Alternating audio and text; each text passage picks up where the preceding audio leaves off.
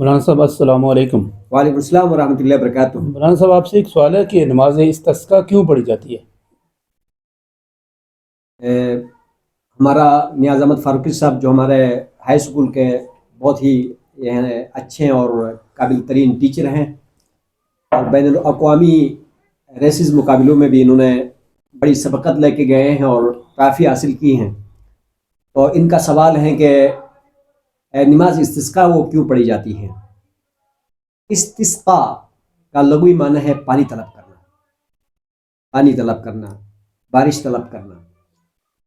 اور نماز استسقاء اس لیے پڑھی جاتی ہے کہ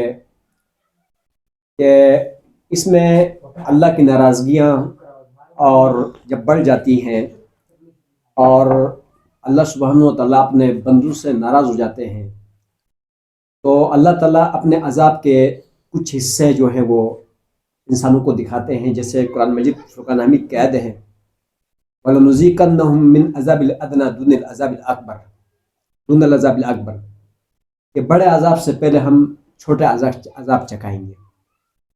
ظاہر بات ہے کہ جب روح زمین کے اوپر گناہ زیادہ ہوتے ہیں اور اللہ سبحانہ و تعالیٰ کی عبادت میں غفلت بری جاتی ہے اور لوگ جو ہیں وہ دنیا پرست ہو جاتے ہیں، اللہ پرست نہیں ہوتے ہیں، تو پھر زمین پہ قتل و غارت، ظلم، زنا، فحاشی، عریانی اور ہر طرف جو ہے نا انانیت کا بازار گرم ہوتا ہے۔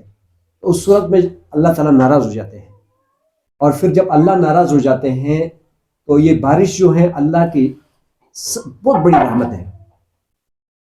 یہ بارش اللہ سبحانہ و تعالیٰ کی بہت بڑی رحمت ہے، جیسے یہ سورہ عبس کے اندر اللہ فرماتے ہیں اللہ تعالیٰ فرماتے ہیں وَأَنزَلْنَا مِنَ السَّمَاءِ مَاءً، اور فَأَنبَتْنَا بِهِ، یعنی نہیں، اس صورت میں یہ ہے کہ اللہ فرماتے ہیں کہ آسمان سے ہم بارش برساتے ہیں، اور اس کے بعد یہ ہے کہ ہم اس سے زمین کو پھاڑ دیتے ہیں، غلے اگاتے ہیں، جو ہے باغات اگاتے ہیں اور پھل فروٹ اگاتے ہیں، یعنی گویا کہ زمین کو زندہ کرتے ہیں۔ تو ظاہر بات ہے بارش کے ذریعے سے نباتات کا بھی، حیوانات کا بھی، ہر قسم کی جو روز زمین پر جو چیزیں بستی ہیں ان سب کی زندگی ہے۔ بارش جو ہے نا، یعنی سارا چیزوں کا دار و مدار بارش کے ساتھ ہے، پانی کے ساتھ ہے۔ جب پانی ختم ہو، ہوا ختم ہو، تو سارے انسان مر جائے، سب ختم ہو جائے۔ تو یہ اللہ تعالیٰ کی ایک بہت بڑی رحمت ہے، اور جب روز زمین کے اوپر گناہ زیادہ ہوتے ہیں تو اللہ اپنی رحمت کو بند کر دیتے ہیں۔ تو پھر جو ہے انسان جو ہے کیا نام ہے، اللہ کی طرف رجوع کریں اور اللہ سے معافی مانگے اور سب جگہ کی زمین پر پیشانی رگڑ دے، تو اللہ تعالیٰ کو معافی مانگنا بہت اچھا لگتا ہے، اور اللہ پھر یعنی عفو درگزر والے ہیں، غفار ہیں، ستار ہیں، ودود ہیں۔ تو جب اللہ کی طرف رجوع کرتے ہیں تو اللہ تعالیٰ پھر خوش ہو جاتے ہیں، پھر اس کے بعد جو ہے اللہ اپنے رحمتوں کا نزول فرماتے ہیں۔ اچھا مولانا صاحب ایک سوال اور ہے کہ نماز استسقاء کتنی رکھتے ہیں اور کیسے پڑھی جاتی ہے، یہ بھی ذرا بتا دیجیے۔ نماز استسقاء کا طریقہ یہ ہے کہ اس میں ایک کھلے میدان کے اندر جتنے بھی مسلمان ہیں، اور بڑے بوڑھے جوان چھوٹے بچے، ہر طرح امکان جاندار چیزیں جتنی بھی ہیں اگر وہاں لے جا سکتے ہو سکتا ہے تو ایک میدان کے اندر جمع ہو جائے، اور وہاں پر جو ہے نا یعنی مکروہ اوقات سے ہٹ کر 2 رکعتیں جو ہے امام نماز پڑھائے گا، 2 رکعت نماز، اور اس کے بعد جو ہے وہ ایک چادر ہوگی جو کہ ایک فعال کے طور پر، یعنی اس کو ایک فعال کے انداز پہ اوپر ڈالنے کے بعد اس کو پلٹ دے گا، یعنی خشکی سے، یعنی بدسالی سے اچھی سالی کی طرف کا اشارہ ہوگا۔ چادر پلٹنے کے بعد جو ہے نا پھر امام کھڑا ہو جائے گا، اور امام کھڑا ہو کر ہمارے جو احناف ہیں ان کے نزدیک جو ہیں وہ ان میں سے جو امام ابو یوسف رحمۃ اللہ علیہ ہیں ان کے نزدیک ایک خطبہ ہوگا، اور امام محمد رحمۃ اللہ علیہ کے نزدیک 2 خطبے ہوں گے، اور اس کے بعد امام ابو حنیفہ رحمۃ اللہ علیہ فرماتے ہیں اس میں خطبہ نہیں ہوگا، اور نماز سے 2 رکعت نماز کے بعد سلام پھیر کر وہ دعا مانگے گا۔ بہرحال تینوں طریقوں میں سے کوئی بھی طریقہ ہوگا، اس میں یہ ہے کہ مسلمان جو ہیں وہ اپنے گناہوں کا اعتراف کریں گے اور اپنی عاجزی و انکساری اللہ تعالیٰ کو دکھائیں گے، اور ایک گڑ گڑا کر اللہ سے معافی مانگ کر اور اللہ تعالیٰ سے اللہ کی رحمت کو طلب کیا جائے گا۔ تو ظاہر بات ہے وہ مہربان اللہ ہے، سمجھ میں آئے جی؟ تو آوازاری دیکھ کر چھوٹے بوڑھے بچے اور اس طرح مال مویشی حیات جو ہے نا جانور یعنی انسانی یعنی زندگی کے اوپر رحم کھا کر پھر وہ اللہ تعالیٰ اپنی بارشیں نازل فرمائیں گے.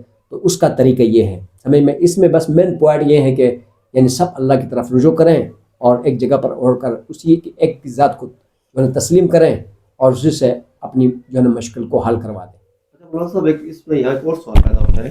سوال ہے کہ جب اللہ نبی صلی اللہ علیہ وسلم نے فرمایا کہ جب بارشوں کا سلسلہ رک جائے اور 5 سالی کا دور دورہ ہو تو آپ نماز استسقاء پڑھیں, ٹھیک ہے, جیسے آپ نے بتایا. لیکن آج کی جو سائنس ہے وہ چاہ رہے ہیں کہ ہم بارشیں جو ہے وہ سائنسی لحاظ سے مصنوعی بارشیں جو ہے وہ انسان کرنا آنے کا جو سلسلہ جو ہے وہ مرد وجود لانے کی کوشش کی جا رہی ہے اور برسائی بھی جا رہی ہیں. پھر اس کا مطلب ہے کہ آنے والے وقت میں تو پھر نماز استسقاء کی پڑھنے کی ضرورت ہی نہیں پڑے گی. کیا اس پہ حد تک کہ کامیاب ہو پائیں گے سائنس یا اسلام میں اس کی اجازت دیتا ہے؟ اعوذ باللہ من الشیطان الرجیم, بسم اللہ الرحمن الرحیم. ہمارے توقیر صاحب یہ بھی ہائی اسکول کے بڑے اچھے ٹیچر ہیں, قابل ترین, اور دونوں حضرات میرے بڑے قریبی دوستوں میں سے ہیں. بڑا اچھا سوال کیا, کئی دنوں سے یہ بات میرے دل میں کھٹک رہی تھی کوئی مجھ سے یہ سوال کر لے تو اس کا جواب دے دوں. دیکھیں یہ سورہ نمل میں نے کھولا ہے, اس وقت 20ویں سپارے کے شروع ہیں, ٹھیک ہے جی. اس 20ویں پارے کے شروع ہے امن خلق السماوات والارض وانزل لکم من السماء ماء فانبتنا به حدائق ذات بہجہ ما کان لکم ان تنبتوا شجرہا الہ مع اللہ بل ہم قوم یعدلون. ان آیاتوں کا اندر اللہ نے 12 چیلنج کیے ہیں. یہ یہاں سے لے کر یہ تقریباً پورا رکوع بنتا ہے نا. اس رکوع کے اندر اللہ سبحانہ و تعالیٰ نے 12 چیلنج کیے ہیں, اور ان 12 چیلنج کو کرنے والے, ان کو پورا کرنے والا کوئی نہیں ہے. سمجھ میں آیا جی؟ اس میں سے ایک یہ چیلنج کہ امن, آیا کوئی ہے, خلق السماوات والارض, جس نے آسمان کو, جو آسمان کو بنا سکے, زمین کو بنا سکے. ہاں نہیں ہے نا, یعنی کوئی آسمان بھی نہیں بنا سکتا ہے جتنا ٹیکنالوجی لے آئے, جتنا ترقی کر لے, اور پھر زمین بھی کوئی نہیں بنا سکتا ہے جتنا ٹیکنالوجی لائے, جتنا جو ہے کیا نام ہے وہ لائے. تو دوسرا جو ہے کیا نام ہے چیلنج ہے وَأَنزَلَ لَكُم مِّنَ السَّمَاءِ مَاءً, کوئی ایسا ہے جو تمہارے لیے آسمان سے پانی لائے, اتار سکے. پھر تیسرا چیلنج ہے فَأَنبَتْنَا بِهِ حَدَائِقَ ذَاتَ بَہْجَةٍ, کہ پانی اتار کر اس پانی کے ذریعے سے اگائیں بارونق باغات. حدائق ذات بہجہ یعنی بارونق باغات کو کوئی اگا کر دکھا سکے. اللہ نے پھر چیلنج کر دیا تھا, یہاں ہمارے لیے بات کو سمجھنے کے لیے کافی تھا, لیکن اس کے بعد ما لکم ما کان لکم ان تنبتوا شجرہا, دوبارہ اللہ نے کہا کہ تمہاری ما کان لکم, تمہاری بس میں نہیں ہے, تمہاری طاقت میں نہیں ہے کہ ان تنبتوا شجرہا, کہ یہ اس کے باغات کو, درختوں کو تم کیا کر سکو گے, اگا سکو گے. الہ مع اللہ, اس طاقت کے لیے کوئی دوسرا معبود ہے تو بتاؤ. اللہ کے ساتھ کوئی ایسا کوئی طاقت رکھ سکتا ہے تو لے کر آؤ. بل ہم قوم یعدلون, بلکہ تم ایک ایسی قوم ہے کہ ایک آسان کام نماز استسقاء کی طرف تم نہیں آتے ہو, اللہ کے ہاں گڑگڑانے کی طرف نہیں آتے ہو. یعدلون یعنی ایک سسٹم کی طرف تم پھیرے جا رہے ہو.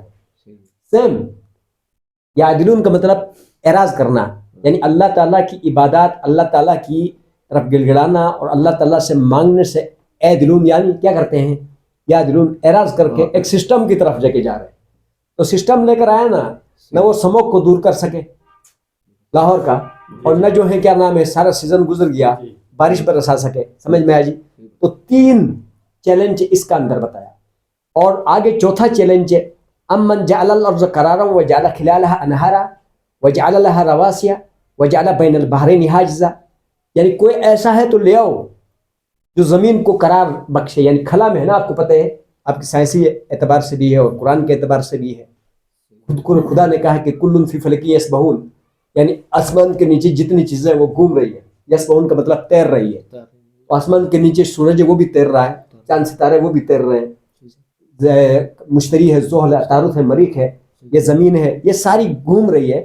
تو گھومنے کے باوجود ہم لوگ ایسے بیٹھے ہوئے ہیں, قرار پکڑا ہوا ہے, ہمیں کوئی محسوس ہی نہیں ہو رہا. تو اللہ چیلنج کر رہا کہ کوئی ایسا لے کر آؤ جو زمین کو قرار دے سکے. ہاں, باوجود گھومنے کے 2 طرح کا گھومتا ہے. ایک ایسے جو سال بدلتا ہے, 365 مراکز تبدیل کرتا ہے. پھر ایک کلٹی کھاتا ہے, الٹی کھال کے جو سائڈ سورج کے سامنے آتا ہے تو دو طرح کا گھوم بھی رہا اور آپ کو پتہ بھی نہیں چل رہا.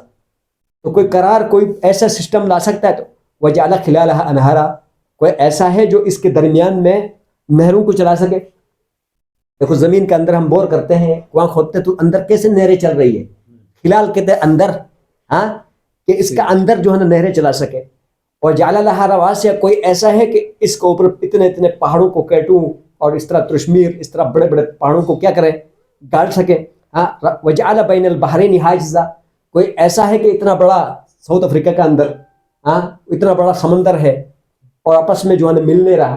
یہ الگ صاحب آئے تو ادھر بیٹھ کا ہم نے دیکھا، سمجھ میں آیا جی. ہاں، تو اللہ فرما رہا ہے کہ بل اکثر الہ مع اللہ، کوئی دوسرا معبود ہے تو لا کے دکھا دو. بل اکثرهم لا يعلمون، بلکہ اکثر تم جانتے ہیں، تمہاری ٹیکنالوجی ملالوجی اس سسٹم کو جانتا ہی نہیں. بل اکثرهم لا يعلمون، بلکہ اب ایک اور بڑی جو ہے جو دنیا اب جو ہے نا آگے پیچھے خوار ہو رہی ہے. اس پیر سے مانگو، اس سے مانگو، اس سے مانگو، یہ حاجت پورا کرے گا، اس سے پورا کرے گا. اب اس کے لیے سنو، امن یجیب المضطر اذا دعاه ویکشف السوء ویجعلکم خلفاء الارض الہ مع اللہ قلیلا ما تذکرون. کہ کوئی ایسا پیر ہے، کوئی مشکل کشا ہے، کسی مجبور کی پکار کو سن کر اس کی پریشانی، بیماری، مصیبت، آفات، بلیات کو کوئی دور کر سکے. اللہ فرما رہے کہ اللہ کے سوا کوئی نہیں ہے، لیکن قلیلا ما تذکرون، تم اس کو بہت کم یاد کرتے ہو. تو یہ جو سسٹم ہے نا، یہ ناکام ہے قرآن کے مطابق. سمجھ میں جو انہوں نے سائنس نے جو کوشش کی ہے اس پہ وہ ناکام ہے. ناکام، یعنی جو ضرورت ہے زمین کی وہ پوری نہیں کر سکتے. کتنے کو کر سکتے بھائی، 4-5 قطرے بس ہرسا دیں گے. یعنی سمجھ میں یعنی تھوڑی سی کیفیت تو چینج ہو سکتی ہے. کیفیت بھی میرے خیال سے جو ہے کیا نام ہے وہ آلودگی پیدا کرے گی. اور وہ ہم نے اپنے مفسرین سے سنا نا کہ موسیٰ علیہ السلام نے کہا میرا اللہ بارش برساتا ہے، ہاں، اس بارش برسانے والے کو تم مان لو. تو اس نے کہا بارش تمہیں بھی برساتا ہوں. تو شیطانوں کی میٹنگ بلایا، کہتا اس کاروائی کو کب تک کر سکتے ہو؟ اس نے کہا آپ دیکھنا تھوڑی دیر میں کتنا بارش برساتے. سارے اوپر چڑھو، سب نے پیشاب کرنا شروع کر دیا. ہاں، ساروں نے جب پیشاب کر دی تو اس وقت تو فی الحال جو ہے نا گیلا ویلا ہو گیا علاقہ. تھوڑی دیر کے بعد بدبوئیں پھیل کے نا سارے بیمار ہو گئے. تو یہ سسٹم بھی ایسا ہی کرے گا پھر.